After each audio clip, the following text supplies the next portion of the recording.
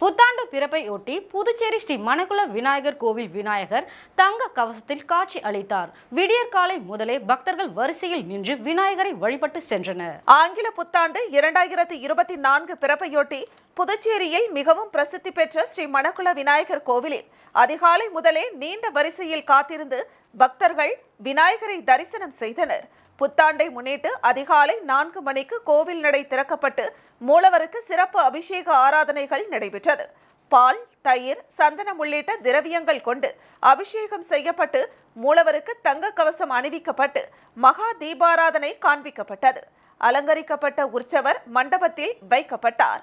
பக்தர்கள் அதிகாலை முதல் நீண்ட வரிசையில் காத்திருந்து விநாயகரை தரிசனம் செய்தனர். கோவிலுக்கு வரும் அனைத்து பக்தர்களுக்கும் லட்டு பிரசாதமாக வழங்கப்பட்டது.